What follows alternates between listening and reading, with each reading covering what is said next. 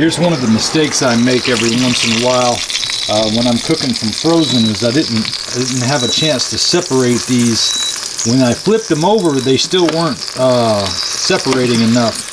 But now I can get a little room in between them.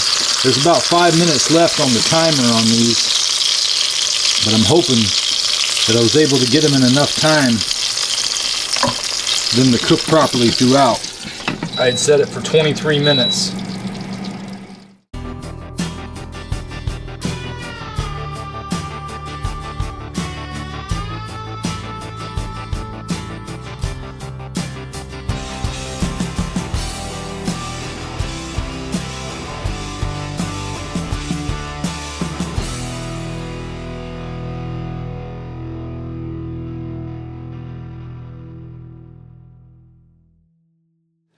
I tell y'all though, today, man, my back was really hurting this morning. After moving that tree Saturday, I figured yesterday I was going to be sore, and I was. But today I figured I would be a little bit better. But I wasn't. My back is really sore this morning. I had a hard time even getting all the way up earlier today. But now that I've been moving around some, it's doing pretty good. So, yeah. I did overdo it a bit Saturday. I guess that's going to happen sometimes when you feel like you've got your youth back and you decide you want to jump in and do a big task. But you live and you learn. Alright, let's see how these came out. Flipping halfway between 23 minutes and taking a pause at the 5-minute mark to separate them. Getting to 0 here.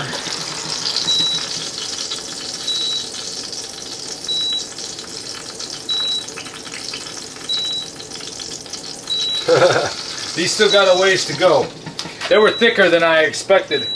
I mean, they were thicker than normally, so I expected they would take a little longer. So I'm going to cancel this, go back to air fry, hit start, set my temperature back to 475. And I'm going to go for another 8 minutes.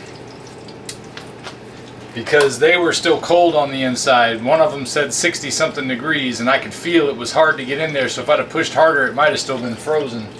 But that just means they're going to be extra crispy on the outside, and these are sirloin caps, so I'm looking forward to seeing how they come out. I love when that fat piece on the outside of the cap gets nice and crispy. And after 8 minutes, let's see how we're doing now.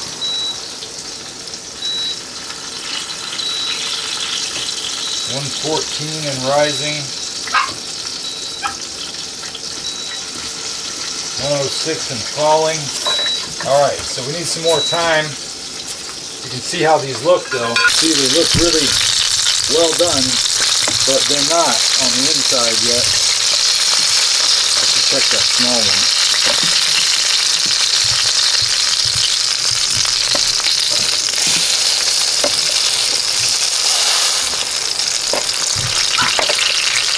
I really hate to stick the meat like that, but it's hard to do this with one hand.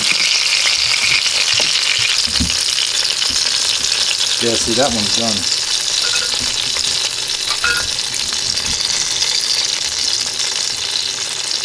That one's even done.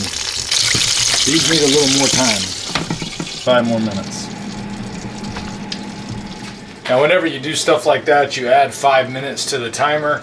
Leaving it open like that lets all the hot air out, so it actually is going to take longer because you've been opening it than it would be if you had not opened it.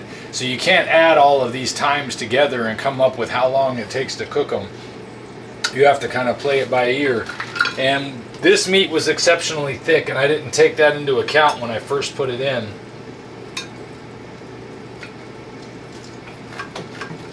Let's take this small piece and take a look at it.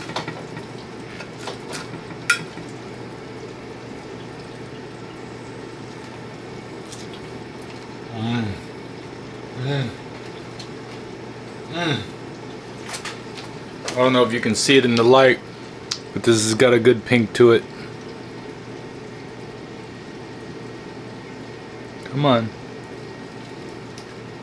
It won't focus on it.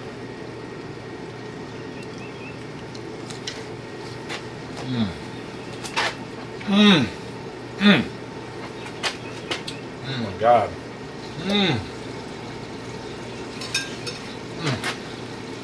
That is so darn good.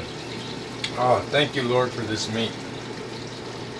I am so thankful for today to be able to have such good food to eat. Oh, it is so divine.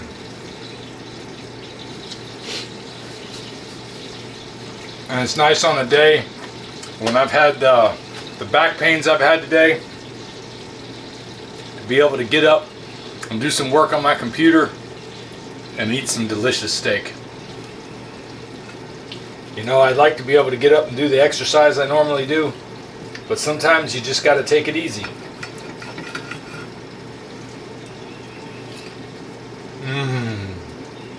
Sometimes you just got to take it easy and enjoy some steak.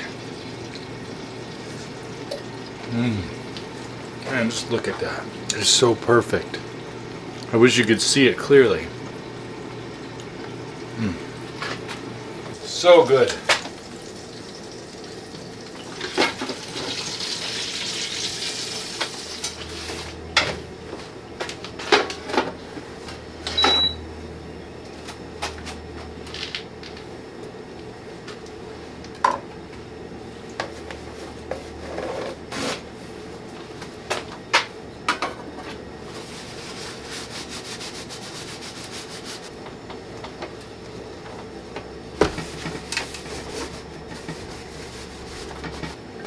Well, there you have it. Another day, another meal. I'll be sharing some of this with my wife.